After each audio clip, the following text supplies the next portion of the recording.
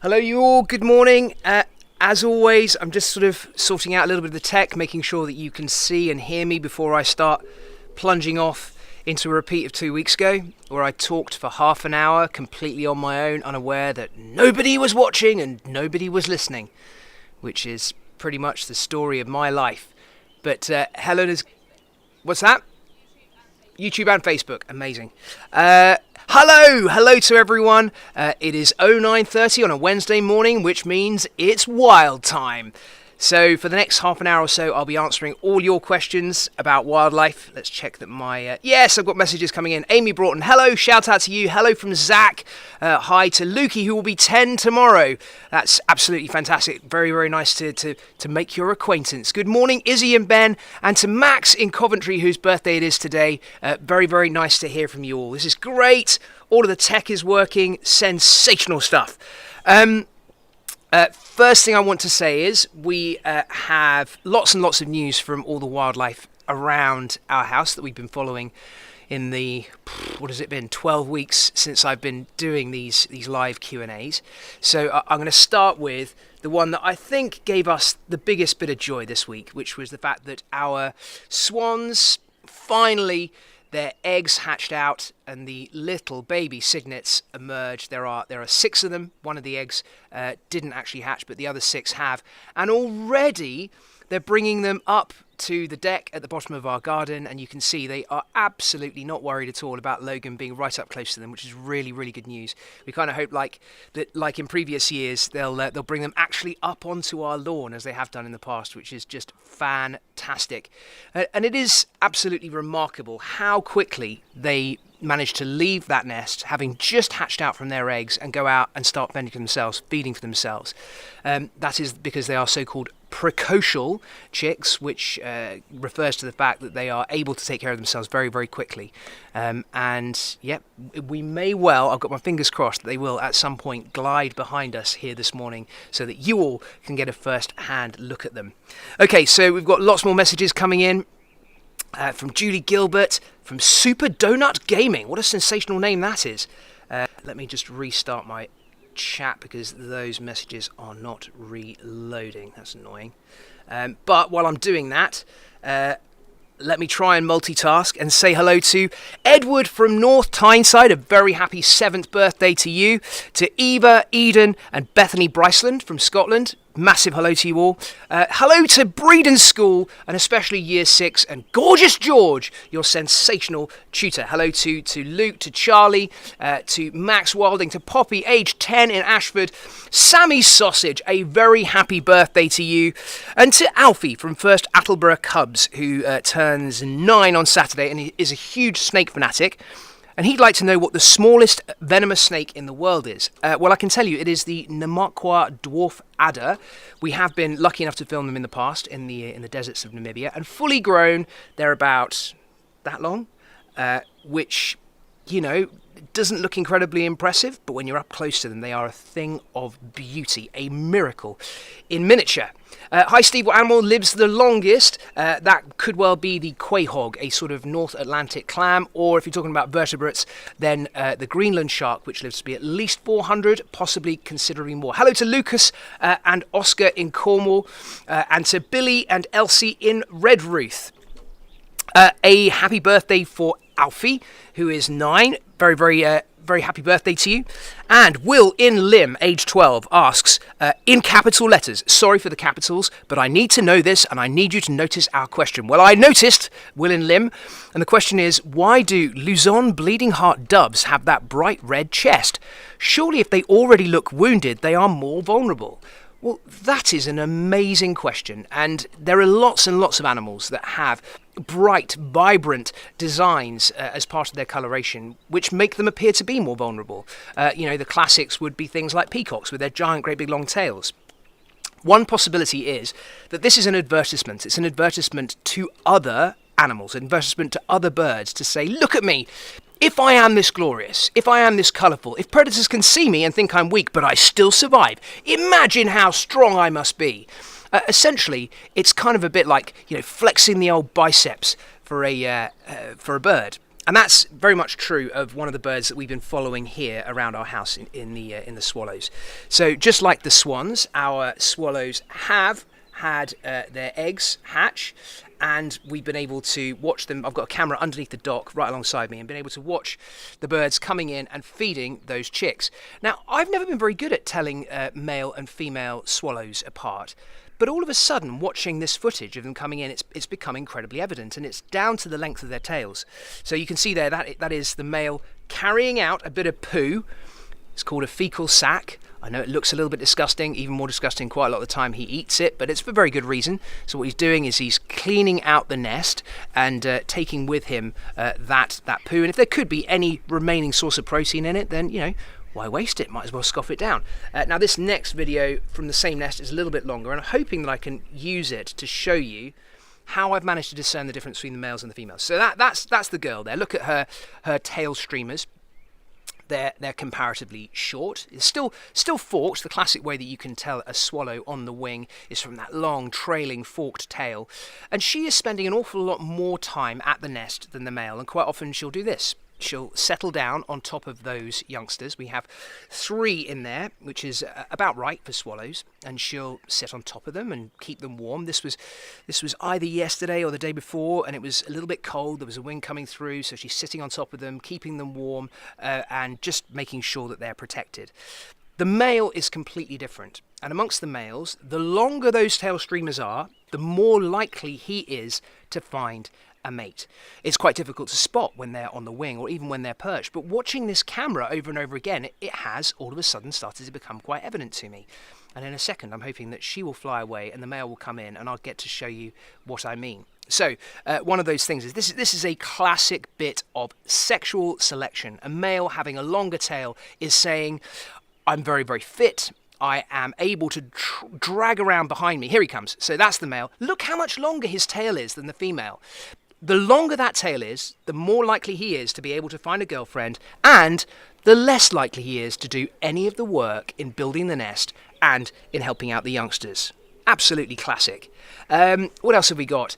You got this, says Wendy Thomas. Hi, how you doing? What have we got? Arthur, age 9 in Rutland. Hello, Arthur. How you doing?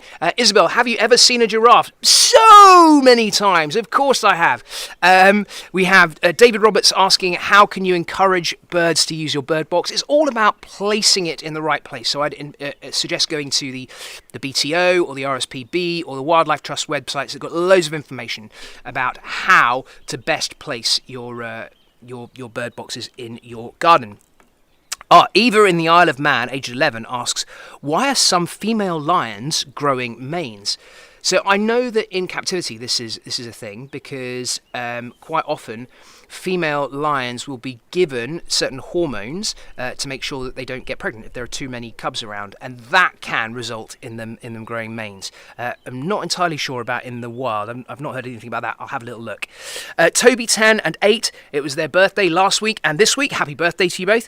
They've so much enjoyed watching the programmes and working on a wetland nature reserve in the Fens. Well, very well done, the both of you. That's amazing. Hello to Phelan, age 12. He wants to know, is it true that dragonflies have a 95% success rate when they're hunting? Yes, it is.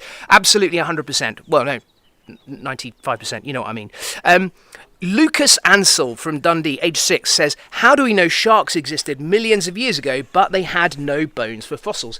Well, you don't have to have bones for fossils. Bones are just the material that actually will fossilise the best. Well, not quite the best. Actually, the best is a tooth. And so the way that we know that there were sharks around is because there are an awful lot of these. That's a megalodon tooth. And these are some of the most common fossils that are out there, just merely because sharks shed so many teeth in their lifetimes. A big shark could go through 30,000, 40,000 teeth. These fall out, they drop to the bottom, they're hard, they're solid, they stay around for a long time, and then they permineralize and turn into a fossil. That said, just because sharks don't have bones doesn't mean that their skeleton can't fossilize. There are lots and lots of shark skeletons that have been represented as fossils. It's just less likely than it is from a bony fish. What do we got here coming in? Shout out to Edward Harrison from Hertfordshire. Maya, age 13 tomorrow. Happy birthday to you, Maya. It's spelled M-I-A. How do you say that? Mia? Maya? I hope I got it right, but a very happy birthday to you, whatever. What else have we got? Alice from Quedgley learnt about wasps and wants to know why, when she's sitting in the garden minding her own business, the wasps came towards her and stung her. That's a really tricky one. You know, I find that I work around wasps all the time and I don't get stung, or very, very rarely. And I think a lot of it is just down to being calm. So, you know, quite often you'll see people who don't like wasps and they get really tense and the wasp comes in by and they start flailing at it like this and inevitably they're the ones that get stung. But it's not always the case. And if you're just one of those people that wasps like, I'm really sorry, I don't have a good answer for you. Noah says you saw loads of wildlife in a meadow, lots of six-spot bonnet moths. I've been seeing quite a lot of cinnamons, actually. We've had a few of those in my garden the last few days. Hello to Nia Cushing. I'm getting lots of questions coming in from Nia. Thank you so much. Happy birthday to Edward, who is going to be 9, and Fred, who is 5 tomorrow. Happy birthday to all of you. Holly, age 9, has a mosasaurus tooth. Wow, I am very, very jealous. Maybe you could send it to me for my birthday. What else have we got? Okay, Ruben, aged 8, from Kent. Why penguins have feathers and not fur as they don't fly? It's an amazing question. The answer is much trickier and longer than you would imagine. And it's all down to evolution. It's all down to common ancestry. Evolution can't go backwards in order to go forwards. So essentially, if an animal is evolving from a flight-abled feathered bird, it can't then go backwards to being a bird that can't fly at all and has fur. It's a lengthy thing. It would take me a long time to completely explain it, so we'll carry on to the next question. Bet Ramsey. Hi, Steve. I'm a shielding 70-year-old from Scotland, and I'd like to know your thoughts about Sasquatch or Bigfoot. Always intrigued me. Okay, so my take on it is this. There are millions of new species waiting to be found out there in the world's wildest places, without question. The chances of us finding anything big are like ludicrously slim.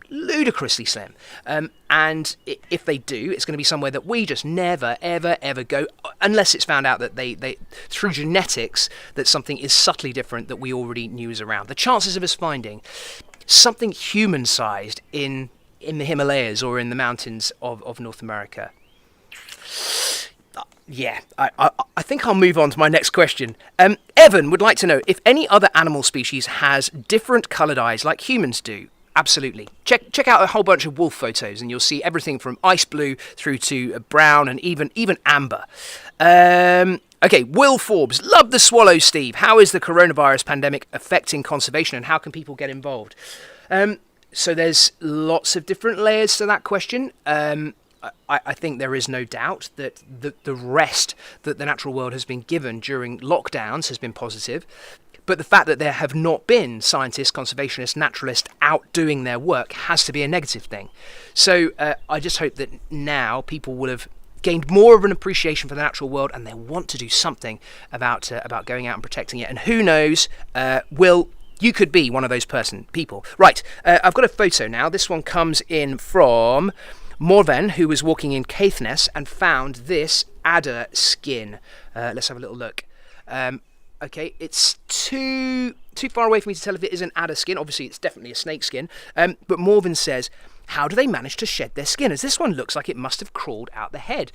Well, that's kind of what they do. I mean, they'll catch a little piece of the skin. The whole process takes a couple of weeks, but the shed itself can be relatively quick. They'll catch a little portion and then they kind of wriggle out of it, almost like taking off a sock inside out. And yes, the tail end is the one that will remain intact. Another photo we have here. So this one has come in from Georgie and William, and also actually we've got almost the same thing from Henry, who's age 6 in London, and Edith as well. So they've all sent in photos of emperor dragonflies, male emperor dragonflies, and all said when they found them they were not able to fly. And why is this? So I like you all, have started seeing the big hawker dragonflies now. We're into that season where we expect to start seeing the southern hawkers, the migrant hawkers, and the emperor dragonflies. I haven't seen any that can't fly, but reasons that it could be. Number one would be it has just emerged from its shed skin. It is in the process of pumping its wings full of blood. When they're in that position, they just sit completely still. You can have them on your finger, absolutely no problem. This, though, could be a migrant. It could have come in from the continent. It could be exhausted. We had a very, very hot week. Dehydration is a possibility. It could be injured. It could be coming towards the end of its life. Although that, to me, I mean, the photo looks like an absolutely perfect, pristine dragonfly. Let me have a think about that. But those are some of the potential reasons it could be. This is a good question.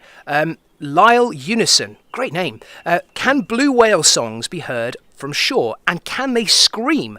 I asked this because a few years ago in Libya, there was a terrifying sound that could be heard over a few miles away. People speculated it was a whale, but no one knows. Right, so whale song can be heard above the water. I've heard it myself. It's staggering.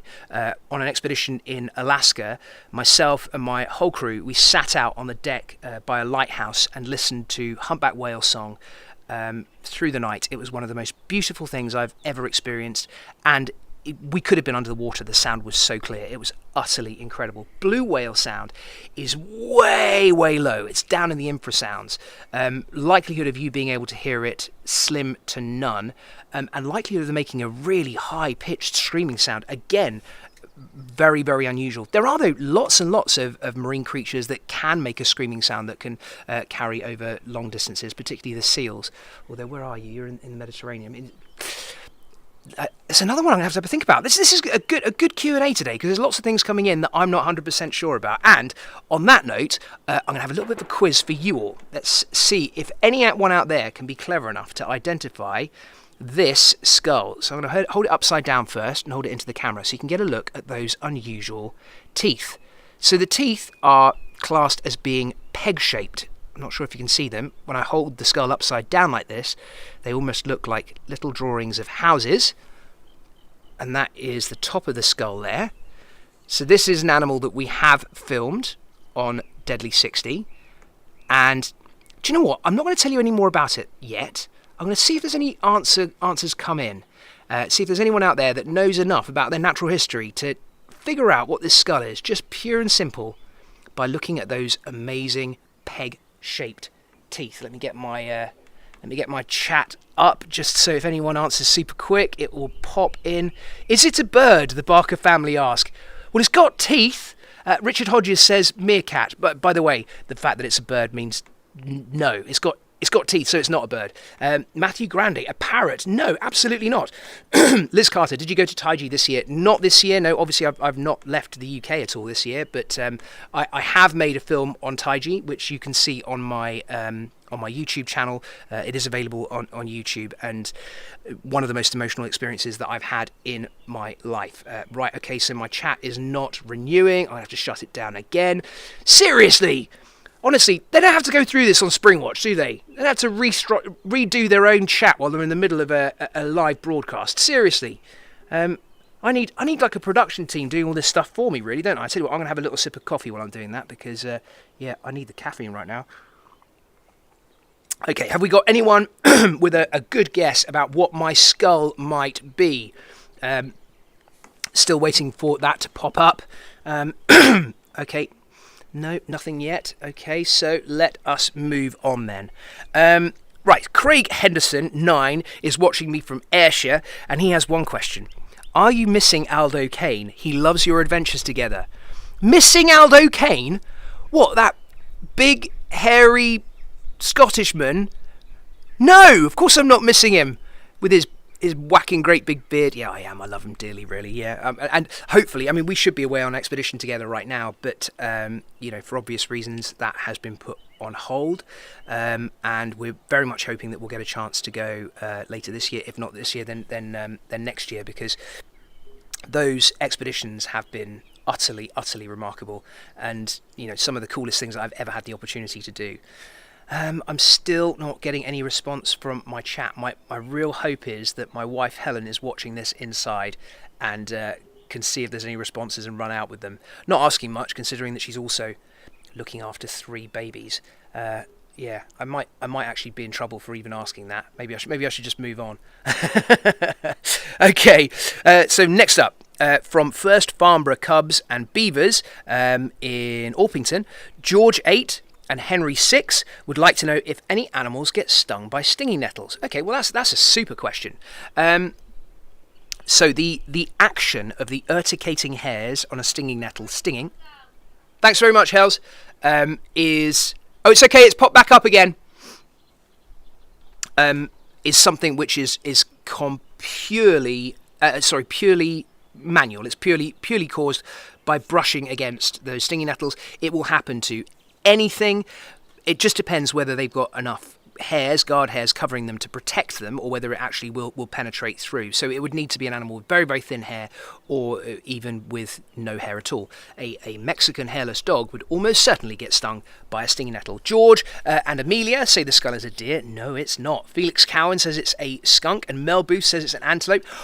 David Rankin. Oh, sir, that is an amazing answer. I'm not going to reveal it just yet because you've got it completely right. I'm going to see if anybody else comes up with the same answer, because so far you're the only person I've seen who's got it spot on. Zach asks, is it hedgehog? Ian Farah asks, is it an otter? A puma, says Ptolemy, age 5. And Fiona says, is the skull a crocodile? No, it's not. Alex Archer, a honey badger? No. Quite a few people saying honey badger. No, it's not. But David, yes, absolutely amazing. I'll reveal that in just a second when I get a few more answers in. Okay, let's move on. Kyle 11 is now on day 11 in his tent in the garden. Well, you're living in a tent in the garden.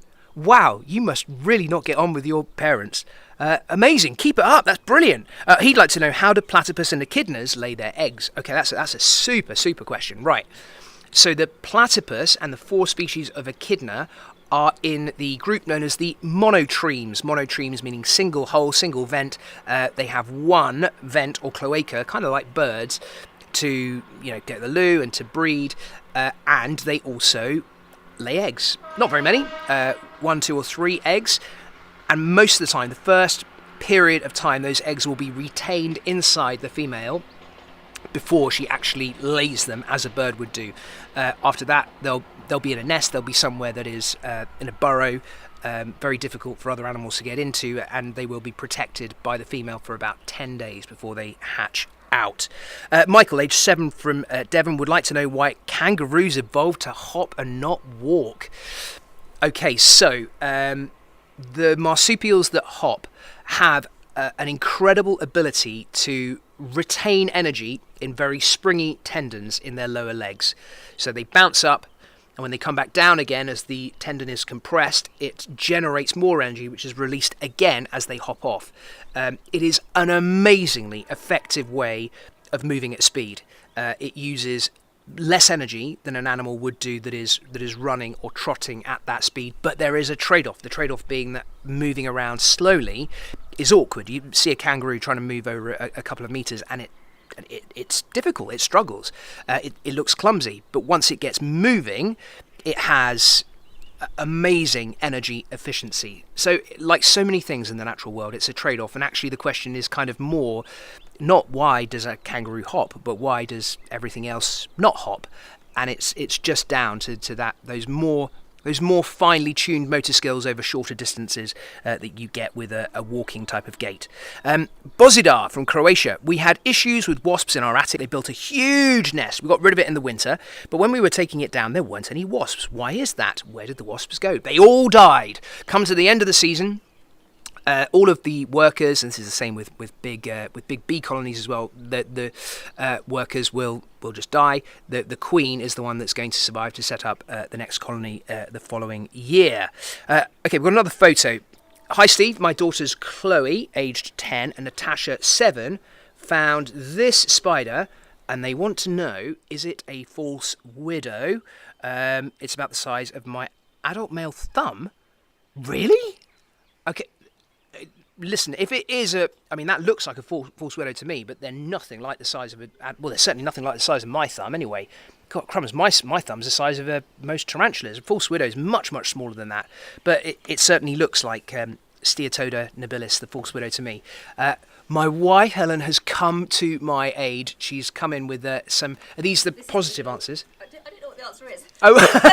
This is even all of them. There's loads of guesses. Okay, so we've got lots and lots of guesses coming in here. Tom, Arctic Fox, Edward, Crocodile, James, Rabbit, Oliver, Mongoose, Eva, Bat, Eddie, Sea Otter, Natalie, the Pine Martin. Oh, do you know what? I think David at present is the only person that's got the right answer. That's intriguing. Okay, so I'm going to give you a clue. I'll show you it one more time. So this is our skull with its peg-like teeth. This is one that we found in Patagonia when we were filming Orca. And there are several other species in this group. They're found only in the New World in North America and South America. And what do you think it might be? Those peg-like teeth are used for crushing up insects. There'll be an identical lower jaw which also has peg-shaped teeth which intersect with those ones. So far, David, you are the only person that seems to have it right, which is absolutely amazing. Let's move on and see if my live questions are working. They are, yes. Okay. Right. Let us see what we got up next. Okay. Cormac, age 9 in Derry. Why has the locust swarm occurred in Africa and Asia, and how can it be managed? So locusts are a particular kind of grasshopper which occurs in a form which is just like the grasshoppers that we get in our fields around here. They're on a particular pheromone cue, that is a smell cue. When conditions are perfect, they swarm, and they swarm in their many millions, and they are one of the most destructive forces in the natural world. Controlling them is something that we really haven't managed to get a handle on yet, and a lot of scientists are working on tracking them through the early stages of their lives to try and figure out how those chemical cues work, and if there's anything that we can do to offset them. Cyan Jones, age 9 from Rugby.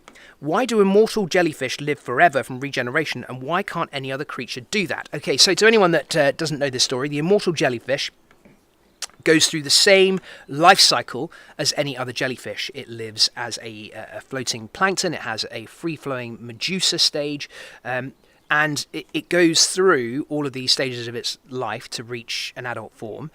And then it will go back through them again, all the way back to essentially becoming a baby. And it can do this indefinitely. So scientists suggest that it is immortal, that without predation or any other way of it being actively killed, that it will live forever. Although that is so far only a hypothesis. Obviously, no one has seen it happening. There is no reason to expect that more animals that are related to it and in the same group might not go through the exact same process, and we just haven't been able to study it yet. But it is something that wouldn't function for vertebrates because that you just would have so much cellular work to do to basically consume all of your own tissues, and it would be a catastrophic implosion, which simply wouldn't work for us, but it does work in this one case, the only one that we know of so far, but there could be many, many others in the natural world. Are moles territorial? What is their rough area? And what yummy bugs must be in the lawn as they keep digging up, which is no good for my football practice, says William, aged 8 from Cross Ash in Wales. So, William, the females do not hold territories, the males do, and they essentially will aggregate in numbers appropriate to the amount of food, of forage that is available to them, to the quality of the soil, the hardness of the soil. But you can have quite a lot. I mean, you could have 5 male moles in 1 acre of ground, which isn't that big. As to what you can do about them, there are pest control agencies that will only do things in a humane way, so they won't harm the animals. So it's worth getting in touch with them to try to see if there is anything to do. Lucy says, are terrapins in the Thames native to our country, or are they a bit like parakeets and been released and then bred? We have a terrapin on the gravel pit just over there, which is amazing. And no, they're not native here to the UK. They are escaped or deliberately released pets. But they seem to do really well. And there's lots and lots of them found around the country. Pull the Pin Rum says, what is your most hated bug? Mine is a leech. I'm there with you, 100%. Nate, aged 8, would like to know if there are any bugs that are on the endangered list. Yeah, absolutely. Here in this country, we have lots and lots of them. Things like the horrid ground weaver, which isn't horrid at all, or the gorgeous ladybird spider. Yeah, I mean, there are millions of different species of bugs out there. There are, without question, lots and lots of them that are endangered that maybe we don't even know about. Casper, age 7 from Cumbria. How do ground bees dig their homes? We're reading Tiger Wars together at the moment. It's really good. Oh, thank you, Casper. That's really, really kind of you to say. To any of you that don't know, I wrote a series of kids' fiction novels called the Falcon Chronicles. Tiger Wars was the first one. And they are all about my hero and heroine finding themselves kind of stranded in conservation situations and doing their best to save the world whilst on the run from a scary clan who are out to get them. So Tiger Wars is the first one, Ghost of the Forest is the second, Wolves... What's it called? The Wolves one is next, and then Shark Seas is the fourth one. So I'm really, really glad that you're enjoying them, Casper. I thoroughly enjoyed reading them, and I just kind of have to try and find time to make another one, really, don't I? So quite a lot of questions coming in about the differences between bees and wasps. Joshua and Hannah from Manchester would like to know, and Mum would like to know if a wasp has any purpose other than being angry. Sam, 12, from Bristol, Megan at 9 in Ireland, all asking the same sort of things. So the primary ways that you can tell a bee and a wasp apart are by the presence of the vespid waist, which wasps have and bees don't, which is called a petiole, and essentially at the where the abdomen and the thorax join, there will be a narrow waist, which bees do not have. So Aidan, age 10 from Essex, would like to ask, we recently started to spot a jay coming into our garden. It's a brand new bird for us. We'd never seen one before. However, it doesn't seem to stay long. What can we do? Put out loads of acorns. They love them. How good is a badger's vision before sunset versus at night? From Alethea, 15, Alaric, 10, Zebedee, aged 5, and Ira, aged 3. So, actually, I can illustrate that with another skull. So this is a badger skull, and you can see it's got very, very strong sagittal crests and zygomatic arches for driving the muscles that drive the jaw close, so it's got a very strong bite. If you look at the ocular cavity, so where the eyes would be, that's here, it's not that big. And actually, badgers are not known for having particularly good eyesight. Certainly if you compare it to an animal that is of a similar size, but is very driven by vision, this is a lynx, look at the size of its eye holes, essentially. They're huge. They're absolutely massive. Put the two side by side. This is surprisingly hard to do looking into my camera like this. But an animal that's very driven by vision, massive great big sockets for enormous great big eyes, one that isn't really much smaller. And instead, what's going to be important for badgers is their sense of smell. As anyone would have seen from my camera traps that I showed you earlier on, their whole world is about scent and about smell. They sniff for everything, they sniff each other, and that's because they've got a huge nasal cavity here filled with turbinates, able to process very, very complicated smells, and that is really going to be the thing that drives their world. Okay, so sadly my chat has not redone again, I don't think. So I have only the one positive answer to my question. But David Rankin, you did so well. Yes, absolutely spot on. This is the skull. Oh, hang on. Is it working? Is it going to work? Little drum roll. No, it isn't. So in which case, I'm just going to reveal it. David Rankin had it absolutely right. This is, yes, the skull of an armadillo. It's a hairy armadillo or a Patagonian armadillo. And those peg-shaped teeth are absolutely classic of the animals that are found in its group.